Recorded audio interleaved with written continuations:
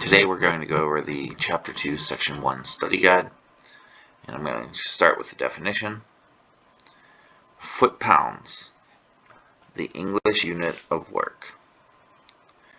Joules, the SI unit of work.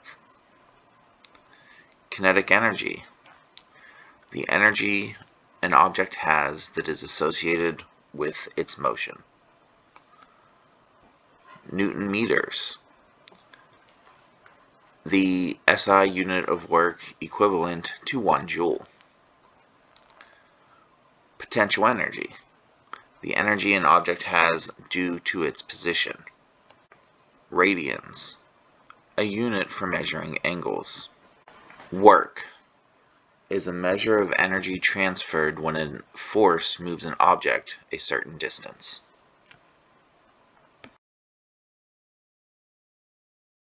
And now the short answer. Work is done when a force moves an object through a distance. Number 2. Work is a quantity equal to the product of the applied force and the distance through which it moves. The equation to find work is equal to force times distance. The units for work in the SI system are joules. The units for work in the English system are foot-pounds. The distance and direction through which an object is moved is called displacement. Number 6. If F and D, force and direction, are in the same direction, the work is positive. If they are in opposite directions, not like number 7, then the work is negative. Number 8. In general, the work done on an object equals the object's change in energy. Number 9. The equation to find torque is tau is equal to F times L. Torque is equal to force times lever arm. Number 10. 360 degrees is equal to 2 pi radians, or 1 revolution. Number 11. Machines are designed to convert input work into useful forms of energy, or output work. Number 12.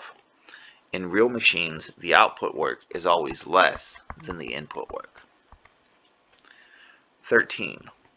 Some input work has to overcome undesired losses, such as the negative work of friction. 14. Percent efficiency is equal to the work output divided by the work input times 100%. 15. Work is the product of the force exerted on an object and the distance the object moves in the direction of the force. The equation to find work is, since I already used work is equal to force times distance above, I'll use work is equal to torque times angle. Again, 17, the unit for work is the joule. This would be in the SI system, which is also called the Newton meter. Number 18, work is done on an object only if the object moves. And the last short answer, work is done on an object only if the force and displacement are parallel or anti-parallel.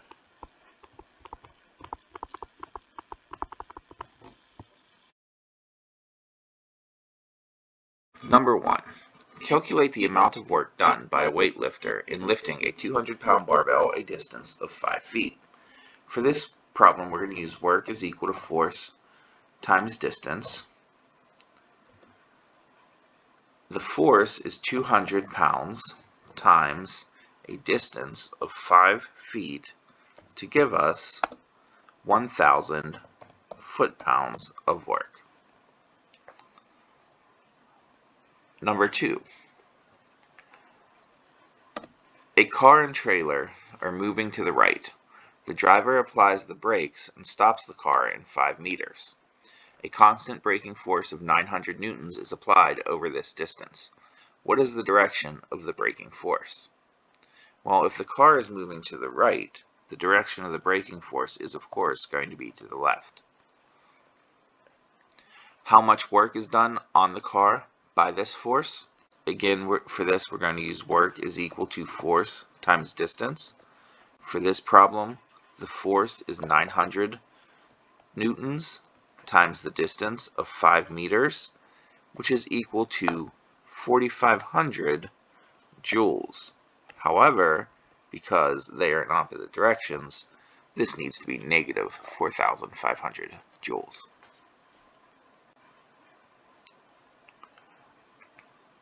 Number 3. A 2 kilogram object is lifted onto a table 1.5 meters high. Calculate the work necessary to move this object. Again, work is equal to force times distance.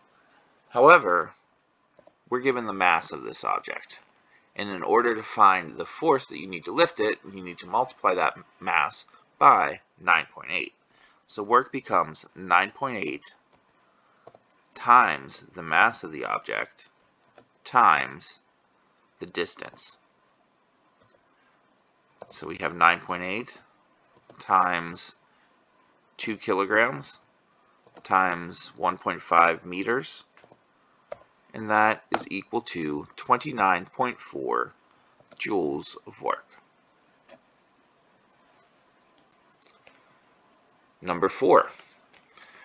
A moving object has a kinetic energy equal to 300 joules. A force is applied on the object in the same direction to increase it to 400 joules. How much work is done on the object? Remember, we said several times that work is simply equal to the change in energy of an object. So if the energy started at 300 and ended at 400, the change in kinetic energy is 100 joules. So the change in work is also 100 joules. Number 5. A mechanical winch has a crank handle of length 1.5 feet. A force of 20 pounds is required to turn the crank. How much work is required to turn the crank through 5 revolutions? So for this problem, we need to use work is equal to torque times angle.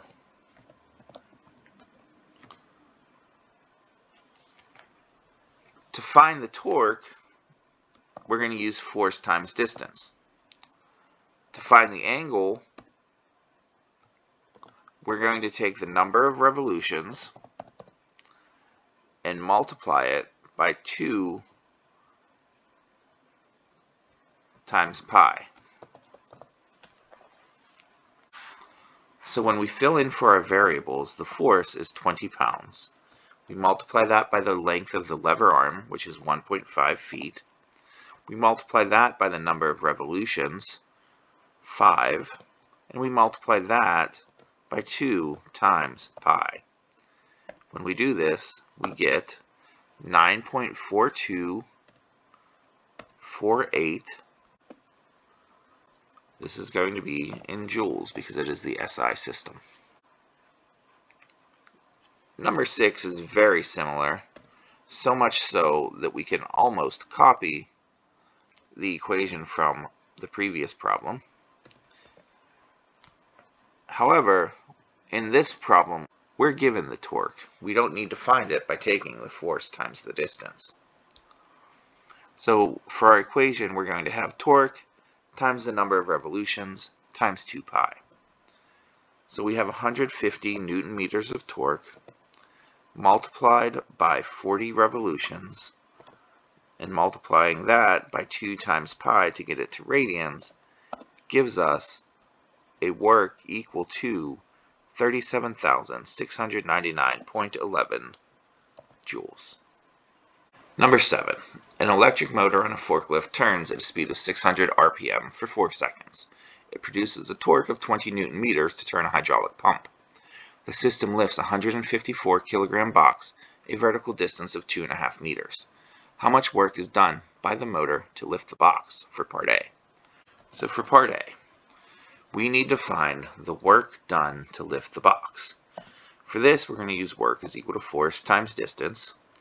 However, like above, the force that we need isn't given. We're only given the mass of the box. But we know if we multiply 9.8 by the mass, we get the force. And then we multiply that by the distance to get work. This becomes 9.8 times the mass of 154 kilograms times 2.5 meters, giving us 3,773 joules of work. Part B says, how much work is done by gravity on the box? For this one, it's the same problem, except gravity pulls the box downward, so our work has to be negative 3,773 joules.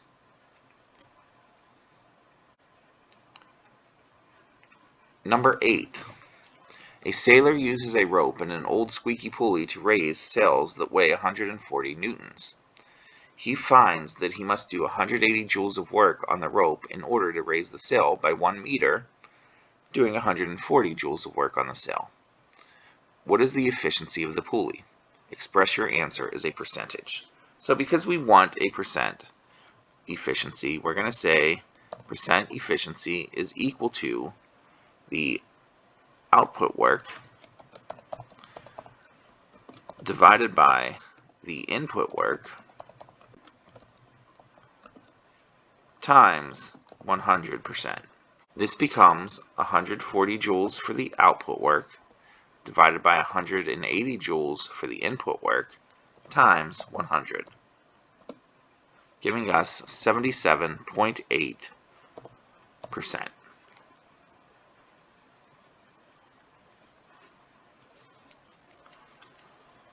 So number 9 references a picture in your book on page 88.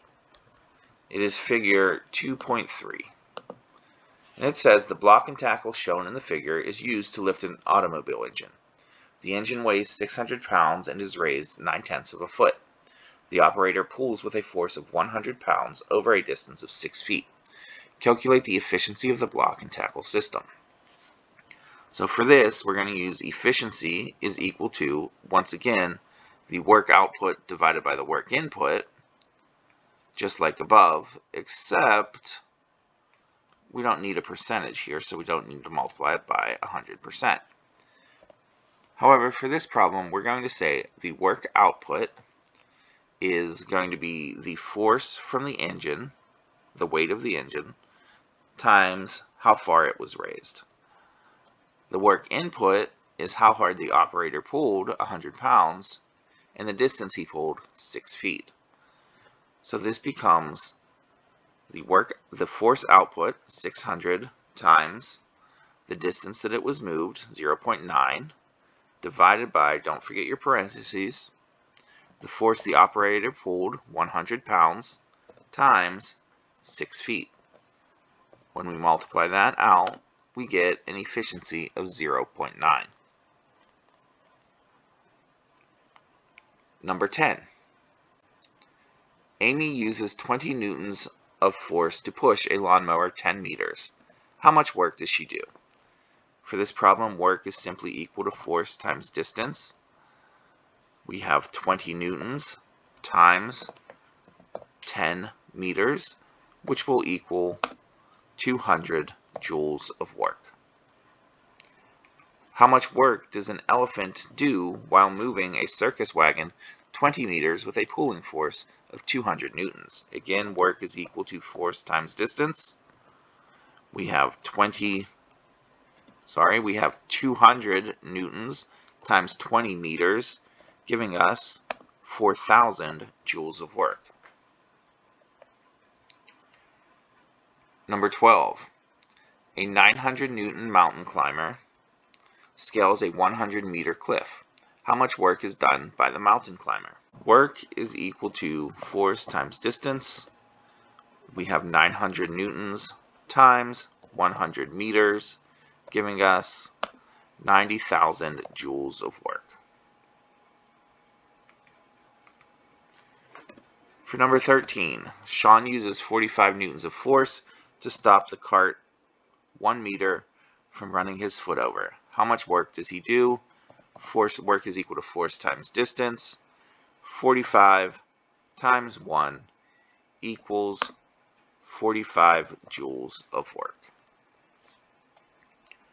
14. How much work is done when a force of 35 newtons pulls a wagon 13 meters? Same equation that we've been using. Work is equal to force times distance. We have 33 newtons times 13 meters, giving us 429 joules of work. How much work is required to pull a sled 5 meters if you use 60 newtons of force? Work is equal to force times distance. It's like this equation's important or something. We have 60 newtons times 5 meters, which is equal to 300 joules of work. 16 is slightly different, and it says Tommy does 15 joules of work to push a pencil over 1 meter. How much force did he use? We're going to use work is equal to force times distance, but we're going to solve it for force by dividing both sides by distance, and we get force is equal to work divided by distance. The work that Tommy did was 15 joules. We're dividing it by 1 meter. That is going to give us 15 newtons of force. And lastly, Angela uses a force of 25 newtons to lift her grocery bag while doing 50 joules of work. How far did she lift the bag? Similar to up above, we're going to use work is equal to force times distance, except this time we're going to solve it for the distance by dividing both sides by force. And we get distance is equal to work divided by force. The work is 50 joules divided by 25 newtons, giving us 2 meters of distance. Maybe she was carrying it up the stairs or something. Okay, I hope this review helped. Your quiz is Tuesday. Good luck.